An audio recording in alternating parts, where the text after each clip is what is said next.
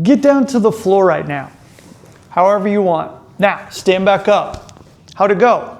Bonus points if you didn't use your hands. Researchers actually use this as a longevity test. And the harder this is for you, the more your body is telling you something. Here's how to make it easy so you can live longer and better. To get into our first position, you'll place your hands on the floor shoulder width apart. You'll have your knees and your toes also shoulder width apart. And you want to have your shoulders over your hands, your hips over your knees. Now from this position, rotate your arms so that your elbow pits are facing forward, and you're going to push down and away from the floor, slightly rounding your back. Now, load your hands just slightly, and from this position, let your knees float off the ground just maybe an inch or so. Now, you want to hold this position up to 30 seconds. Now, you should feel your core, your quads, your shoulders, everything all working together just to keep you here. Now, if you can't keep your knees close to the floor, that's also fine. You can go ahead and raise them up a little bit. If you shake a bit, hey, that's cool. It's gonna happen. Over time though, that'll get better, which means you're getting stronger, and that's a good thing. Now, this is the foundation for everything else we're doing today. So work up to those 30 seconds, then you can move on to the next move. Now, getting off the floor isn't just one thing.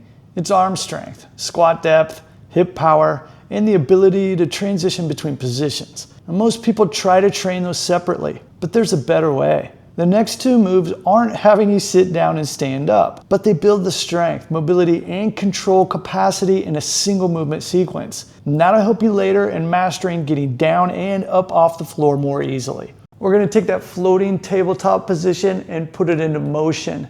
So the setup is exactly the same. Hands shoulder width apart, you're gonna have your knees, toes on the floor, and from here round your back slightly, pushing away from the floor so that your knees are hovering. Now from here, you're gonna start to load a little bit to the front and start to walk one foot at a time forward.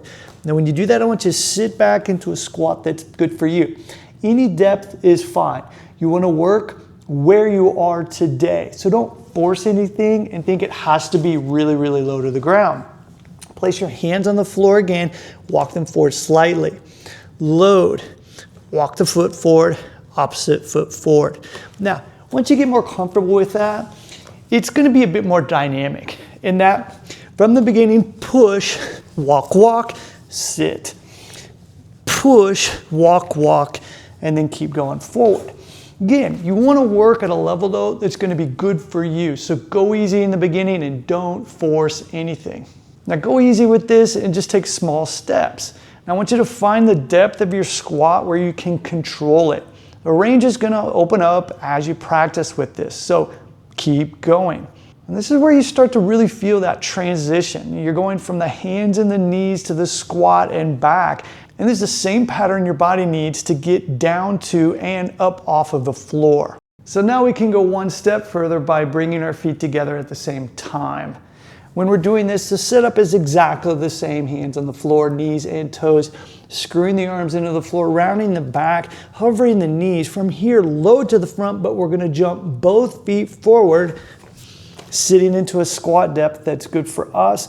Place the hands on the floor once again, load, push, jump, pull the feet forward. Now there's no rule that says you have to jump into this.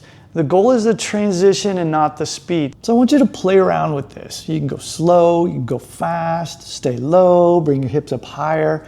The thing is, every variation of this is training your body to improve strength, mobility, and control to make it easier for you to get down to and up off the ground with control. And this is one of the 4 movements we build everything around in elements. And once you can move through this smoothly, it changes how your whole body works together. Now here's how you can train all this. I'd start off with 30 seconds of the floating tabletop, and then just 1 minute of walking frogger and 1 minute of that full frogger. Do 3 sets of that twice a week, you'll be good to go. And if you want to keep it simple, just get elements. Everything's all laid out for you. Okay, so time to test things out again. Get down to sit on the floor and stand back up again. Hopefully something felt different, and that's thanks to the frogger. So keep practicing it, and it'll help you to live longer and better. Now your knees play a big part in helping you to get down to the floor and back up. So if your knees are giving you trouble, you'll want to watch this. Little hint, squat more.